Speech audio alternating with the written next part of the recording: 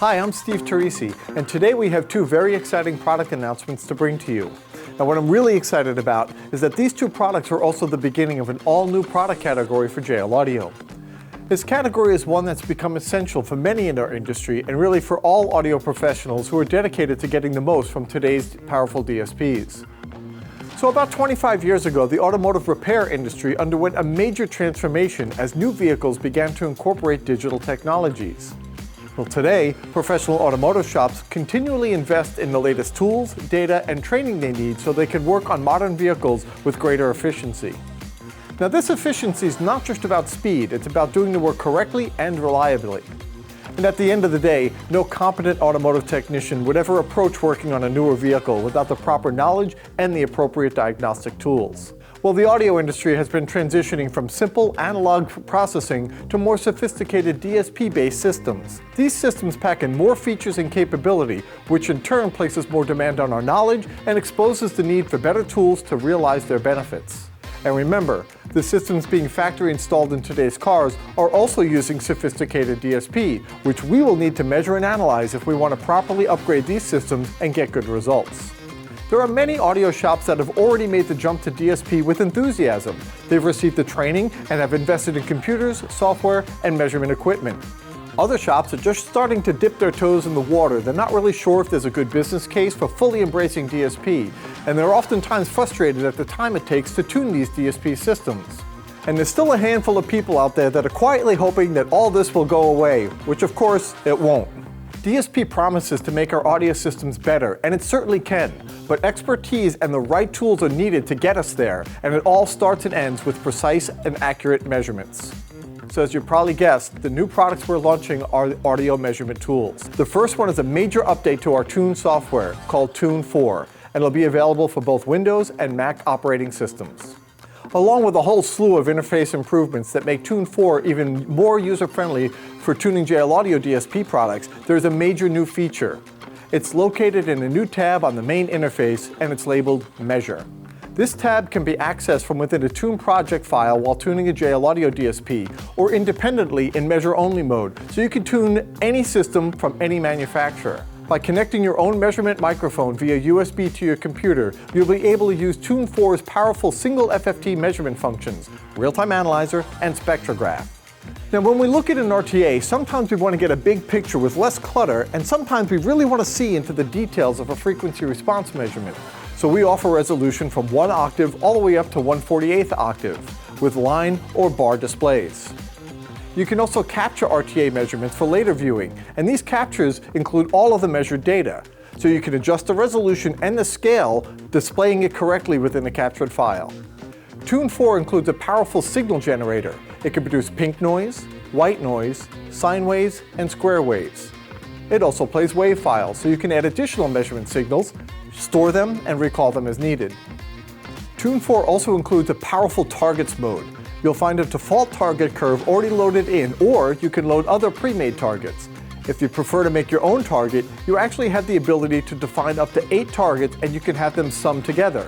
This allows you to define band-specific targets and visualize their interaction as they combine to a sum target. You then apply equalization to the sum target, and Tune 4 will apply all those changes to the impacted bands. And if that wasn't cool enough, when you're tuning with a JL Audio MVI or VXI system, you could see your EQ controls overlaid over the frequency response measurement for easy adjustment and immediate visual feedback. In addition to the EQ controls, you also have access to the other DSP controls, including crossovers, delay, polarity, and all-pass filters, and levels, all from the same screen. You can also mute individual channels from the same screen, which is incredibly helpful when you're tuning your system. Undocking the panel allows you to position them where you want on the screen.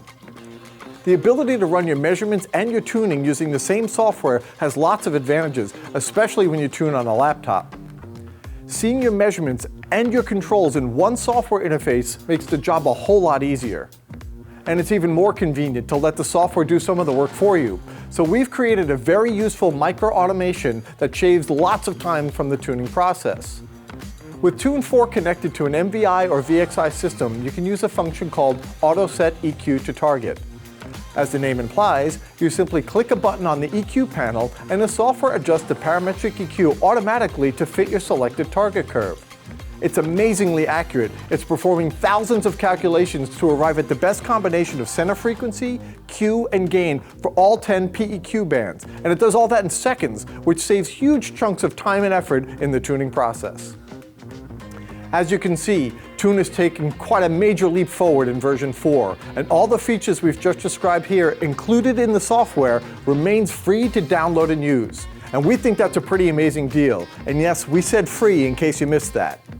But there's much more to our story, or as Steve Jobs used to say, there's one more thing. Tune 4 is even more amazing when it's partnered with the product you're about to see next. JL Audio has been working on this project for over 3 years, and we are incredibly proud to introduce a true breakthrough in audio measurement systems. One that will maximize the accuracy and efficiency of tuning DSP-based systems and will also be a powerful tool for OEM integration and troubleshooting.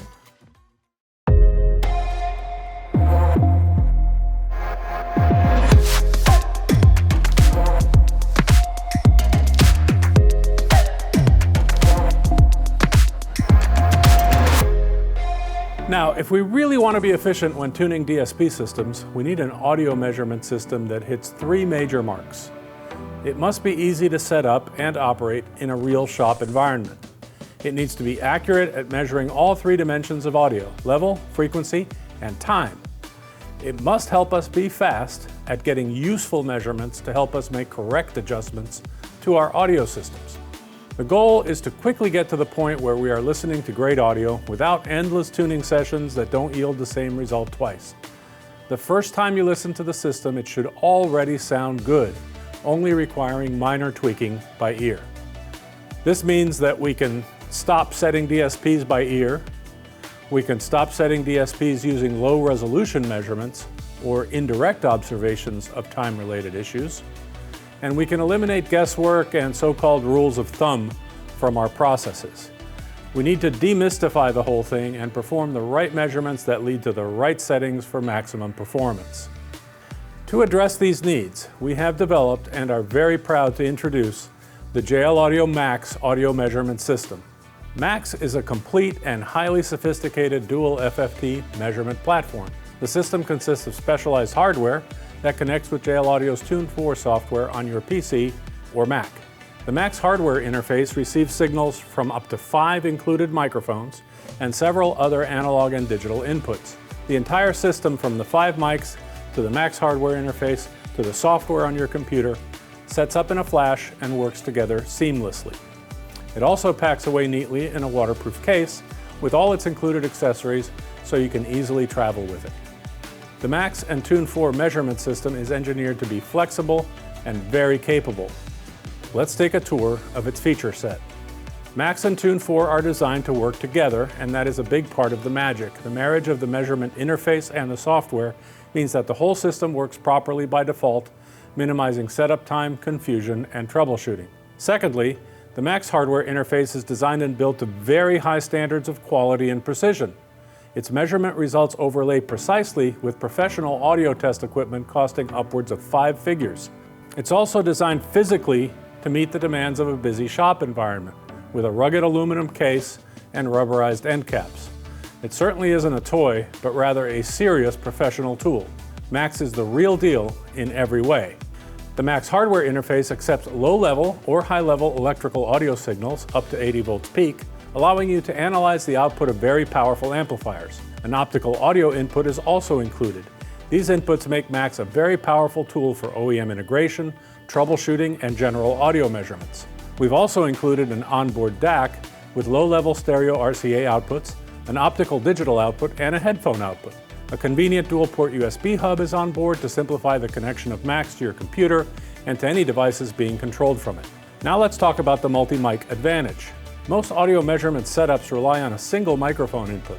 These single mic measurements are okay under certain conditions, but they can lead to incorrect conclusions as they do not mimic how a human hearing system perceives sound in a space. Because accurate and efficient measurement is a core goal for Max, it is designed as a multi-microphone system right out of the box. The 5 included measurement microphones can be used in several ways, depending on what you need to measure. We include a 5-microphone mounting fixture, which is ideal for performing measurements at a given listening position, like the driver's headspace in an automobile. You supply an appropriate tripod or microphone stand, and you're ready to make multi-mic measurements. The core measurement technology in Max and Tune is called FFT, which stands for Fast Fourier Transform. FFT is an advanced form of audio measurement that digitally samples the audio and breaks the complex audio signal down to individual frequency components for analysis. A single FFT measurement is used to produce Tune 4's RTA and spectrograph data, and in these modes, the Max hardware interface performs multiplexing of the 5 microphones, providing an average response to one channel for analysis. The benefit of this multi-mic approach is an RTA response that is much more trustworthy for adjusting frequency response. Max also enables Tune 4 to conduct more complex dual FFT measurements called transfer functions. By comparing the measured signal to a reference signal, a transfer function captures the 3 dimensions of audio, frequency, level, and time, together. This 3D data can be analyzed from different 2D perspectives on screen to better understand how the audio is behaving. Impulse response tracks the time it takes for the measured signal to reproduce the reference source signal. Magnitude shows us frequency response relative to the reference signal, much like an RTA display, but with better noise immunity. Phase shows us a wrapped view of the measured phase response relative to the reference signal, with frequency on the horizontal axis and phase angle on the vertical axis. A coherence display can be overlaid onto any of these measurements to show whether noise is intruding on our measurement accuracy. Max and Tune 4 can average up to 5 dual FFT transfer functions simultaneously and can run up to 6 transfer functions independently. All of this is viewable in real time as the system is playing, so there's no need to capture and save, adjust, recapture and save, adjust, etc. You will see the effect of your DSP adjustments immediately, allowing you to easily dial in delays and all-pass filters. You can also stack 2 views, like magnitude and phase, for example, so you can clearly see the effect of your adjustments. It is awesome to see it all happen right in front of you. Captured transfer function data can be saved to your computer for later viewing or for comparison with a live measurement. Each transfer function capture contains all the data at full resolution and can be viewed as a phase wrap, linear or log impulse response, or as a magnitude plot of frequency response. We have taken care to set up all these features with default settings that are ideal for their most common applications, so you can make useful transfer function measurements from day one. We know that's a lot to digest, but let's just say that Max and Tune 4 form a very complete, very capable, professional-grade audio measurement system that can be used to tune any DSP from any manufacturer and can perform all kinds of useful audio measurements in any application: car, marine, power sports, pro, home audio, you name it. So let's take a deep breath because there's still a bit more to discover. We already discussed how Tune 4 has a nifty AutoSet EQ micro automation that automatically configures your VXI, MVI parametric EQs to match your target curves. You can even decide how many bands of EQ you want to set automatically in case you want to save 1 or 2 for later tweaking. If you prefer to control the EQ manually, you can certainly do that. With your target for that channel on screen, you can call up the EQ overlay and your measured data and make any adjustments you want. Having it all on one screen makes it so nice. Also remember that after using the micro automation, you're still free to make additional changes to the EQs. With Max connected, we now have another great micro automation to help set delays in a flash. Using the impulse response measurements with Max Tune is the most accurate way to measure delays because it directly measures the delay. We don't rely on physical distance to approximate the delay. We can consider everything that contributes to it and give you a reliable measurement in seconds. The aptly named True Delay feature automatically calculates accurate initial delay values for each amplifier channel from your impulse response measurements. You then set the longest delay as the reference. With MVI and VXI, a quick click on the Insert Delta button inputs the correct delay for each of the remaining channels, saving you tons of time and avoiding entry errors. If you're using a different DSP, you can just read the calculated values from Tune and transfer them to your DSP software manually. It's really pretty darn cool. So now that you have a good overview of the amazing capabilities of the Max audio measurement system, what we would like to do next is give you an idea of the process you would use to tune an audio system with Max and Tune 4. Remember, even though we're using a car as an example here, this general procedure is similar for a wide range of audio systems. So we're going to turn it back over to Steve for that demo.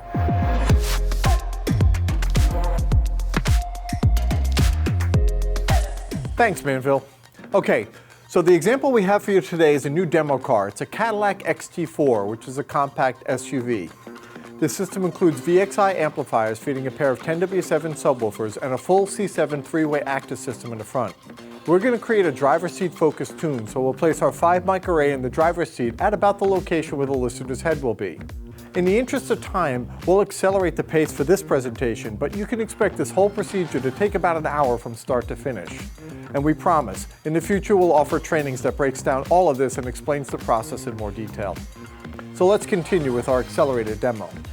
After you've confirmed that your signal routing in the vehicle and in your software is correct, check to make sure that everything else is set to 0 or off. Maybe engage a high-pass filter at around 1000 Hz on your tweeters just to be safe.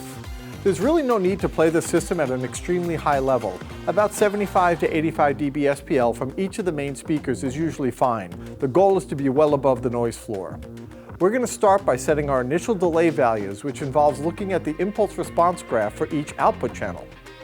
By zooming into the beginning of the impulse response, you can easily see the speaker's polarity. If it goes up, it's positive. If it goes down, you guessed it, then it's negative. If the initial impulses all go the same direction for all channels, you're in a good place to start. We can now move on to setting delays. We're looking for the longest delay among all of our outputs, which is usually the speaker that's furthest away from the microphones. But we're not going to need a tape measure. Here's a more efficient way of finding the longest delay in your system, one that also allows you to find and correct any polarity differences at the same time. First, you measure the impulse response of one channel, any channel, and set it as your reference delay. It may not be the right one, but it's fine for now. Then measure the next channel. If the signal's arriving earlier, ignore it and just check the polarity or the direction of the signal. If it's arriving later, then set that channel as the new reference. Keep doing this for all of the output channels. Once you get to the last channel, you will have found the longest value, set it as the reference, and confirm that all impulses are going in the same initial direction for proper polarity. It's fast and easy. Now that our reference delay is set, all the other channels are either arriving at the same time or earlier. We'll want to delay all the early ones to arrive at the same time as the reference. We do this by finding and inserting an offset delay or a delta delay. And since we're using VXI amplifiers here, we'll use the True Delay Finder and then click Insert Delta. Repeat that for each channel. And just like that, we're done. All channels are now precisely aligned in time. So what's next? We now turn to the RTA graph and we call up our target curves. You'll want to position the target curves to be slightly below the measured data for each band. And here's a pro tip. When doing a 4-way system, first look at the level of the mid-bass driver on the far side of the vehicle. It'll usually require the most level on the output of the DSP and therefore can establish the overall level for the whole system. You can save time by using the level of that driver to set the levels for the entire system correctly the first time. With that done, we recommend that you start tuning with the tweeters. Starting with the left tweeter, we adjust the level and high-pass filter until the measured responses line up closely with the target response. In this case, our target is a 24 dB per octave Linkwitz-Riley filter at 5000 Hz. We can usually expect our measured data to be very close to that. When tuning to a target curve, we're trying to make the measured acoustical response match the target response. This may require a different crossover filter type, frequency, and slope when compared to the one that was used to create the target response. As long as the high-pass filters you end up using are still appropriate for the speakers you're using, you should be fine. With the high-pass and level set as close to the target as we can get, we can now use our parametric EQ to make the rest of the measured data match the target. We could do this manually, one band at a time, or, since we're using a VXI amplifier, we can use the Auto Set EQ to Target feature. As you can see, the Auto Set EQ runs very quickly and gives accurate results. Isn't technology wonderful? If we're happy with the results, we move on to the next channel and repeat the process. If we feel we can make some adjustments that make it even closer, we can do that as well. Once we've matched all the outputs to their targets, we're ready to start looking at how the channels will interact. Here's where the transfer function measurements really shine. Switch the graphs now to show phase in one and RTA in the other. We're going to look at the phase of our mid-bass drivers, first one at a time, then we'll make them into a group. Bring up the left mid-bass driver and make sure your phase graph is selected. Let the data settle in. Tapping the V key can speed that up for you. Now capture the data. Then switch over to the right mid-bass driver. With the captured data still visible from the left channel, we can now see any differences in time between left and right. We need to make sure that these are lined up well if we want solid upfront bass and really good imaging when we get in the car and listen. If we look in this area, we can see the right channel has a slightly different phase response compared to the left channel. These differences will impact the way the two drivers will interact when they're played together. Ideally, we want their responses to be equal in all three dimensions, level, frequency, and time, because when we play them together, we want the summation of the signals to be as close to perfect as possible. You can use your cursor to identify where the phase data is different. It looks like they seem to split right around 145 Hz. Since we already know that their frequency response and levels are very close, we need a DSP tool that will keep both of those unchanged but can allow us to adjust only the phase. That's what an all-pass filter can do for us.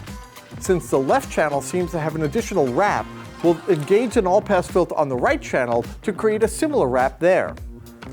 The DSP and the VXI amplifiers, and the MVI amplifiers too, allow us to change the Q or the shape of an all-pass filter. As we adjust the Q, we can watch the change in phase get closer and closer and closer to the other channel. Get as close as you can and play both channels together and observe the combined output on the RTA graph. You will see a very solid combined response. There should not be any reduction in output when you play them together. And you can test this by toggling the all-pass filter on and off to see how the summation changes. Now that we've aligned both mid-bass speakers to one another, play them both and capture the time and RTA data for the combined pair. What we'll do now is we'll look at this data for this mid-bass group and compare it to the data for the subwoofers. You can always hide or delete individual captured traces to keep your graphs nice and clean. Keep in mind that captured traces are saved as files and they can be reloaded later if you want. That's why it's a really good idea to name them so you can remember what they were. So now we turn on the subwoofers. And again, we'll look at the RTA and phase data. We're mostly focused on the transition region, where the low-pass filter on the sub passes over to the high-pass filter on the mid-bass drivers. If we keep the combined mid-bass phase and RTA data visible, we can quickly see whether or not the phase for the sub aligns with the mid-bass. If we see anything in the phase alignment that seems off, we'll need a DSP tool that will not interfere with the level or the frequency response of the drivers. Those have already been set. We only want to alter the time domain, and that leaves us with three tools: polarity, all-pass, and delay. Yes, delay.